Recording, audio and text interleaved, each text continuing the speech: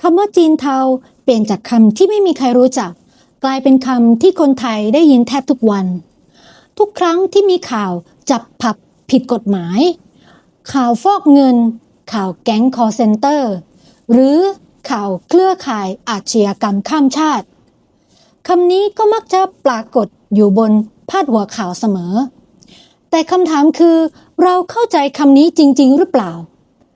หรือเรากำลังใช้คำเดียวเรียกปัญหาที่แตกต่างกันโดยไม่รู้ตัววันนี้ Beyond Map จะพาคุณย้อนกลับไปหาจุดเริ่มต้นของคำว่าจีนเทาว่ามันเกิดขึ้นได้ยังไงทำไมมันถึงกลายเป็นคำที่คนไทยคุ้นหูและเหตุใดคำนี้จึงกลายเป็นประเด็นที่ถูกพูดถึงไปไกลถึงระดับการทูตระหว่างไทยกับจีน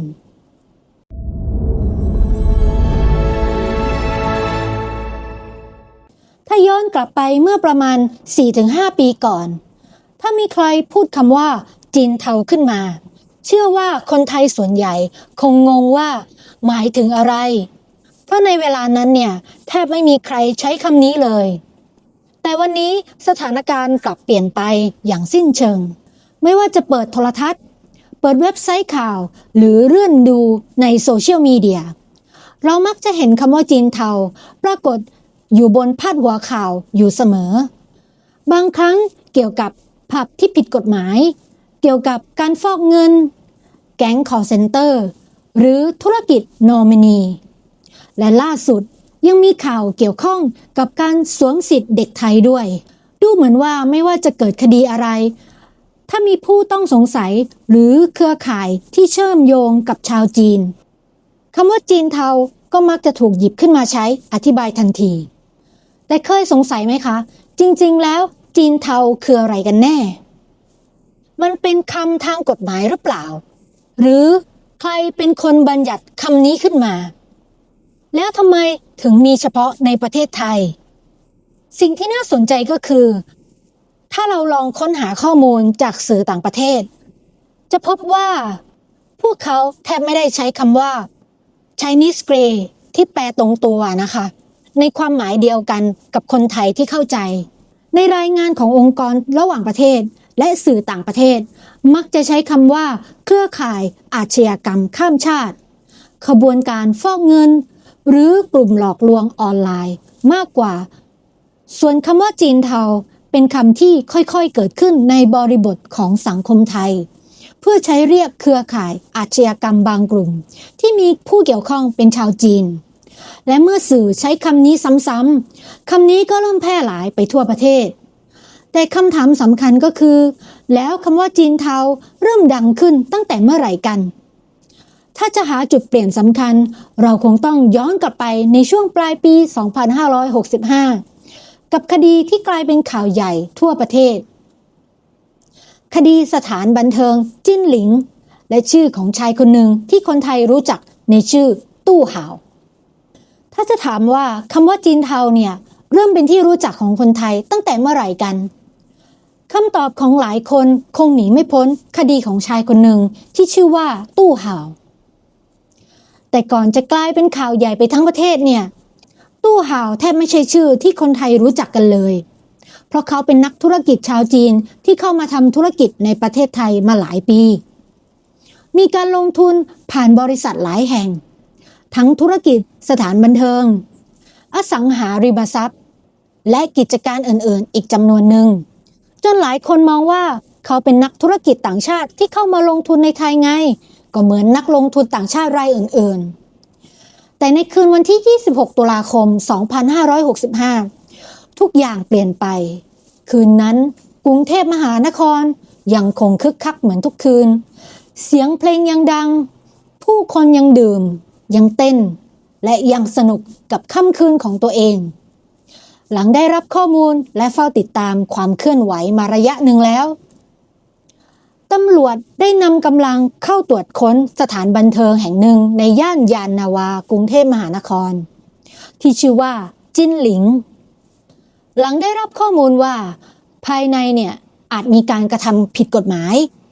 และเมื่อเจ้าหน้าที่เข้าไปยังสถานที่แห่งนี้ก็พบว่ามีผู้ใช้บริการจำนวนมากส่วนใหญ่เนี่ยเป็นชาวจีน จากการตรวจสอบพบผู้ที่มีการตรวจพบสารเสพติดจำนวนหนึ่งและตรวจยึดยาเสพติดด้วยนะ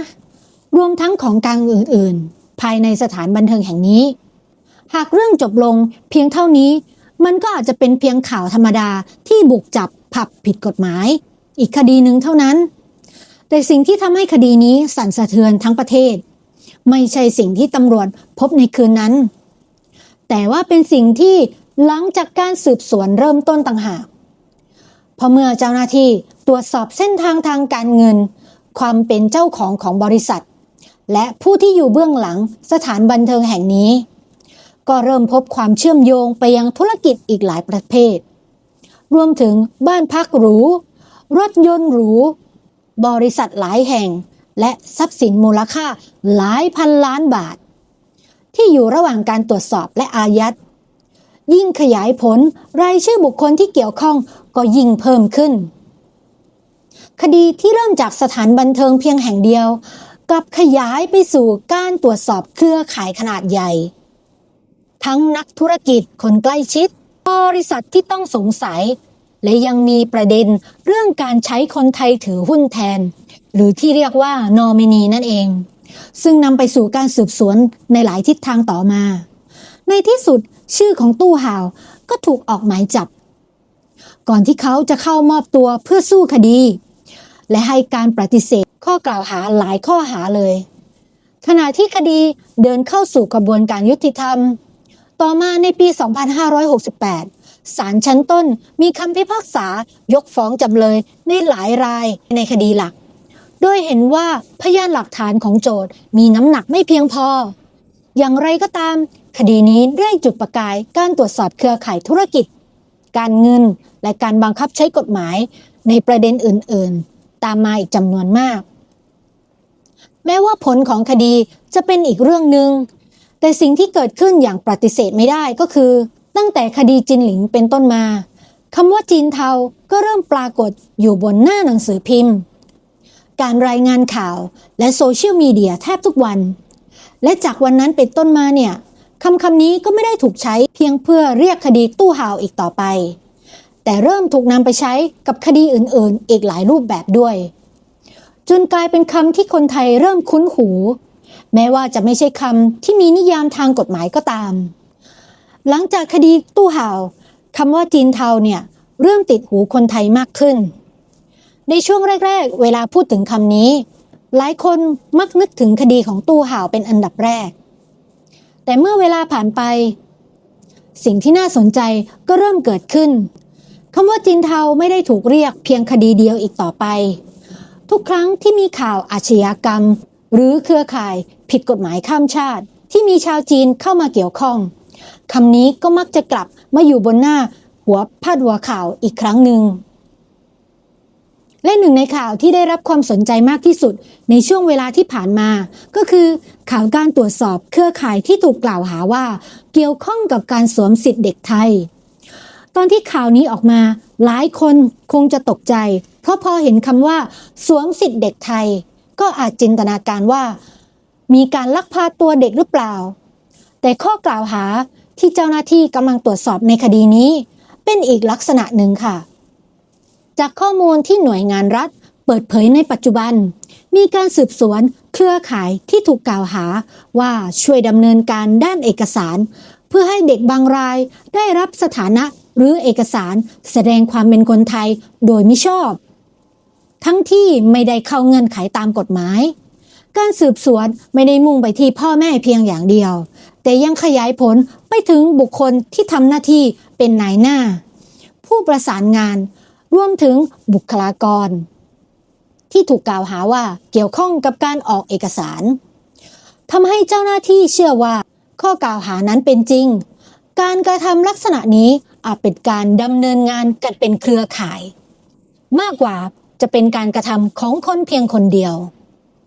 เหตุผลที่หลายฝ่ายมองว่าคดีนี้มีความสำคัญก็เพราะการได้สถานะบุคคลของไทยไม่ได้หมายถึงการมีชื่ออยู่ในทะเบียนบ้านเพียงอย่างเดียว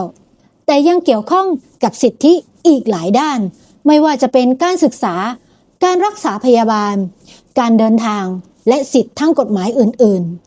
ที่สงวนไว้สำหรับผู้ที่มีสัญชาติไทยอย่างไรก็ตาม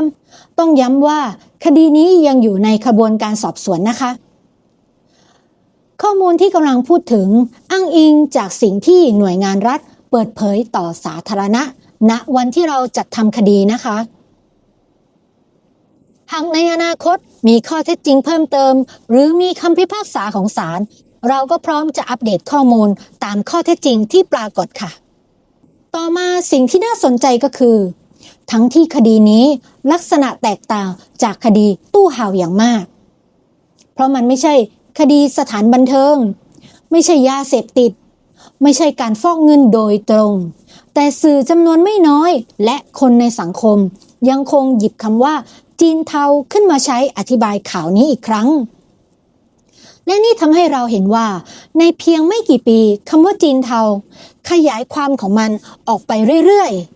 ๆจากเดิมที่ใช้เรียกเครือข่ายในคดีหนึ่งกลายเป็นคำที่ถูกใช้กับคดีอีกหลายรูปแบบไม่ว่าจะเป็นคดีนอมินีคดีบัญชีม้าคดีฟอกเงินแก๊งคอลเซ็นเตอร์หรือการลักลอบทำธุรกิจผิดกฎหมายบางประเภททั้งที่รายละเอียดของคดี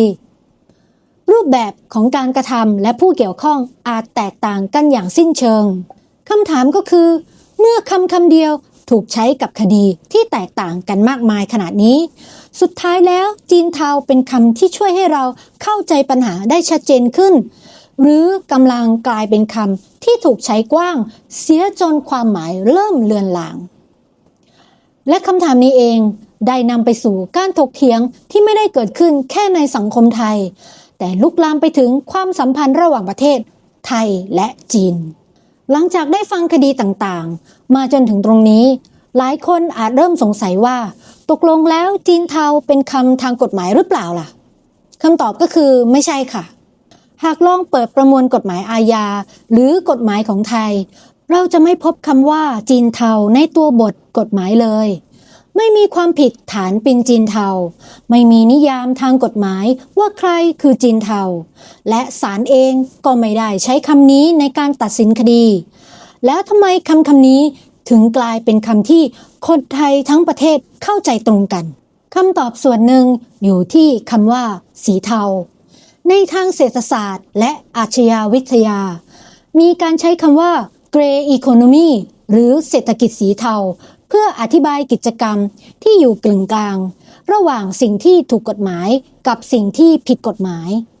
หรือธุรกิจที่อาศัยช่องว่างของกฎหมายในการดำเนินกิจการอย่างไรก็ตามคำว่าจีนเทาที่ใช้ในประเทศไทยไม่ได้เป็นคำแปลตรงตัวจากศัพท์วิชาการและไม่ได้เป็นคำที่ใช้กันอย่างแพร่หลายในต่างประเทศ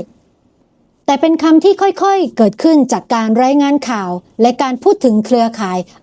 อาชญากรรมบางกลุ่มที่มีผู้เกี่ยวข้องเป็นชาวจีนจนสื่อมวลชนและสังคมไทยเริ่มใช้คำนี้กันอย่างแพร่หลาย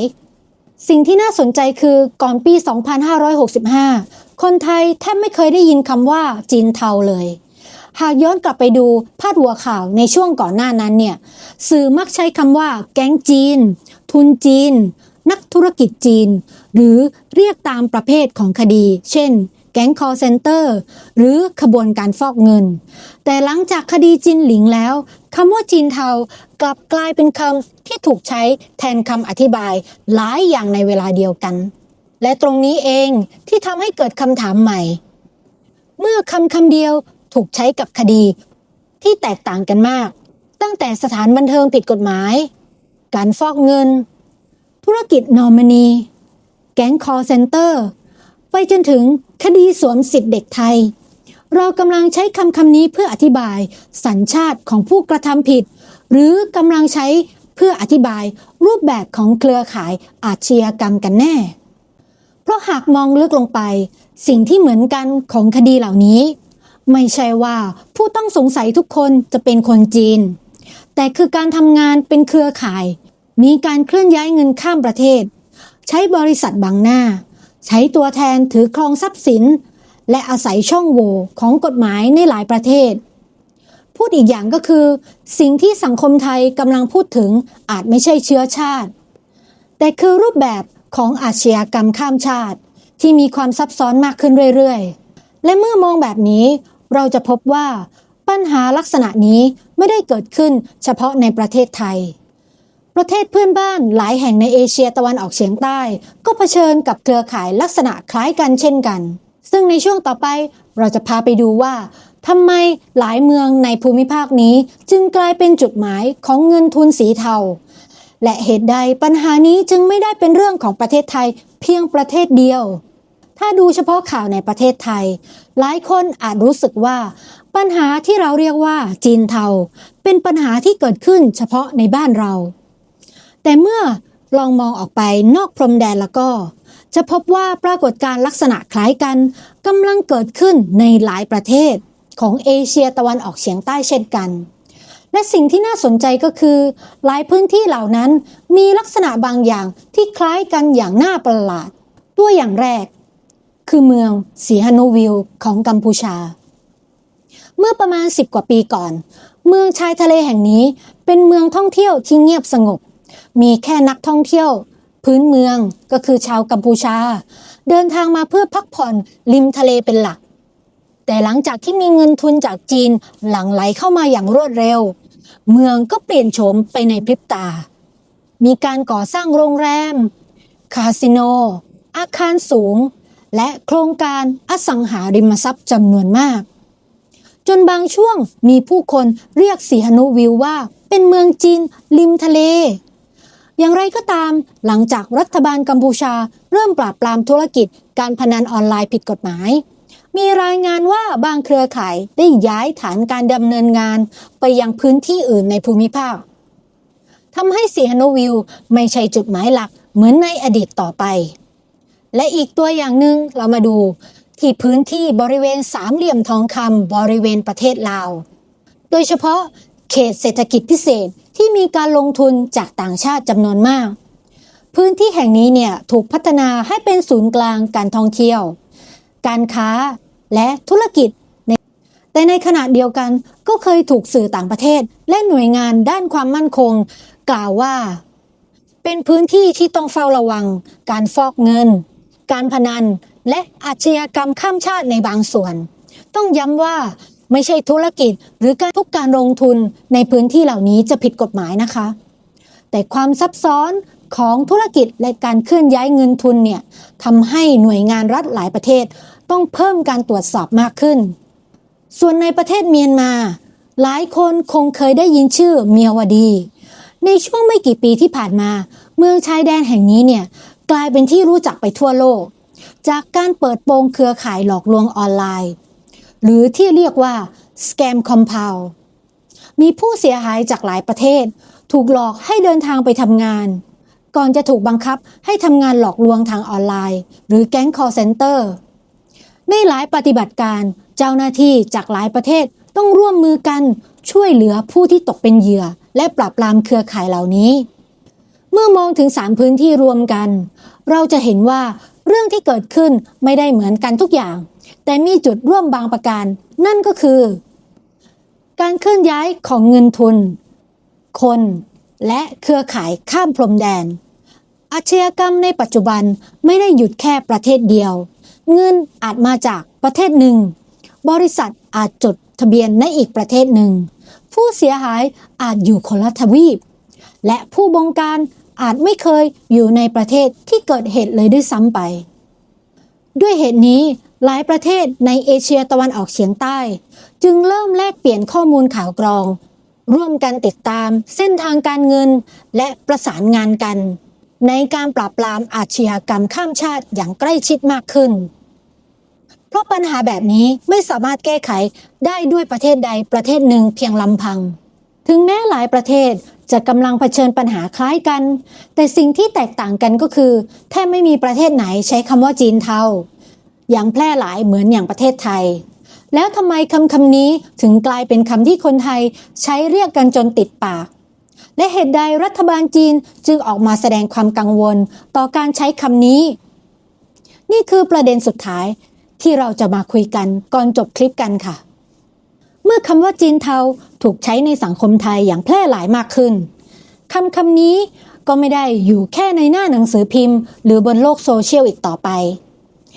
แต่ได้กลายเป็นประเด็นที่ถูกพูดถึงในระดับความสัมพันธ์ระหว่างประเทศไทยและจีนหลายคนอาจไม่ทราบว่าในช่วงที่ผ่านมาฝ่ายจีนเคยแสดงความคิดเห็นเกี่ยวกับการใช้คำนี้อย่างเป็นทางการแล้วทางการจีนและสถานเอกอัครราชทูตจีนประจำประเทศไทยเคยสื่อสารว่าไม่เห็นด้วยกับการใช้คำว่าจีนเทา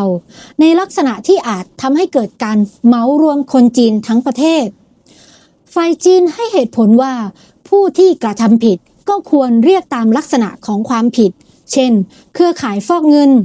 เครือข่ายคอลเซ็นเตอร์หรืออาชญากรรมข้ามชาติมากกว่าการใช้สัญชาติเป็นคำเรียกพร้อมทั้งย้ำว่ารัฐบาลจีนเองก็เป็นหนึ่งในประเทศที่ได้รับผลกระทบจากเครือข่ายอาชญากรรมเหล่านี้และได้ร่วมมือกับรัฐบาลไทยในการติดตามผู้กระทำผิดรวมถึงการปราบปรามแก๊งคอลเซ็นเตอร์และขบวนการค้ามนุษย์อย่างต่อเนื่องในขณะที่สังคมไทยหลายคนอาจมองต่างออกไปสำหรับคนไทยจำนวนไม่น้อยคำว่าจีนเทาไม่ได้หมายรวมถึงคนจีนทั้งหมดแต่เป็นคำที่เกิดขึ้นจากเหตุการณ์ที่เกิดขึ้นซ้ำๆในช่วงหลายปีที่ผ่านมาจนกลายเป็นคำที่ใช้เรียกเครือข่ายอาชญากรรมบางกลุ่มที่มีลักษณะเฉพาะจึงเกิดมุมมองที่แตกต่างกันระหว่างสองฝ่ายหนึ่งกังวลเรื่องการเหมารวมคนทั้งชาติอีกฝ่ายมองว่าคำนี้เป็นเพียงคำที่สังคมไทยสร้างขึ้นเพื่ออธิบายปรากฏการณ์ที่เกิดขึ้นจริงแต่ไม่ว่าท้ายที่สุดแล้วสังคมไทยจะยังใช้คำว่าจีนเทาต่อไปหรือไม่สิ่งหนึ่งที่เราเรียนรู้จากเรื่องนี้ก็คือคำเพียงคำเดียวสามารถส่งผลได้มากกว่าที่เราคิดมันไม่ใช่แค่คำที่ใช้ในหน้าข่าวแต่ยังสะท้อนมุมมองของสังคมการสื่อสารของสื่อมวลชนและในบางครั้งก็อาจส่งผลไปถึงความสัมพันธ์ระหว่างประเทศได้เช่นกันหากย้อนกลับไปที่คำถามแรกของคลิปจีนเทาคืออะไรกันแน่หลังจากที่พูดคุยกันมาตลอดทั้งคลิปแล้วเราคงพอมองเห็นแล้วว่าคำนี้ไม่ใช่คำในกฎหมายและไม่ได้มีนิยามอย่างเป็นทางการแต่อย่างใดแต่มันเป็นคำที่เกิดขึ้นจากบริบทของสังคมไทยก่อนที่จะค่อยๆถูกใช้แพร่หลายผ่านข่าวและเหตุการณ์ต่างๆจนกลายเป็นคำที่คนไทยคุ้นเคยในปัจจุบันในขณะเดียวกันเรื่องที่เราเรียกว่าจีนเทาก็ไม่ได้เป็นปัญหาที่เกิดขึ้นเฉพาะในประเทศไทยแต่ยังสะท้อนให้เห็นถึงความท้าทายของอาชญากรรมข้ามชาติที่เกิดขึ้นในหลายประเทศในภูมิภาคดังนั้นสิ่งสำคัญที่สุดอาจไม่ใช่การจดจำชื่อเรียกของมันแต่คือการเข้าใจข้อเท็จจริงแยกแยะผู้กระทำผิดออกจากผู้บริสุทธิ์และปล่อยให้กฎหมายทำหน้าที่ของมันอย่างตรงไปตรงมาเพราะเมื่อเราเข้าใจปัญหาได้อย่างรอบด้านแล้วเราจะมองเห็นมากกว่าคำพาดหัวข่าวนั้นๆเพราะนั่นคือจุดประสงค์ของคลิปนี้เมื่อเราพูดถึงเครือข่ายอาชญากรรมข้ามชาติหลายคนอาจคิดว่าประเทศที่ขึ้นชื่อว่ามีความเข้มงวดอย่างสิงคโปร์คงจะปลอดภัยที่สุดถูกต้องไหมคะแต่ในความเป็นจริงแล้วสิงคโปร์เองก็เคยเผชิญคดีฟอกเงินครั้งยิ่งใหญ่เช่นกันซึ่งเราจะพาไปเจาะลึกกันในตอนหน้ากดติดตามกันเอาไว้นะจะได้ไม่พลาดถ้าคุณชอบคลิปที่ไม่ได้เล่าแต่ข่าวแต่พยายามพาไปมองเบื้องหลังของเรื่องราวผ่านประวัติศาสตร์สังคมและบริบทที่หลายคนอาจไม่เคยรู้อย่าลืมกดไลค์กด Subscribe และกดกระดิ่งเอาไว้เพื่อเป็นกำลังใจให้ช่อง Beyond Map เหนือขอบแผนที่แล้วพบกันใหม่ในตอนหน้าสวัสดีค่ะ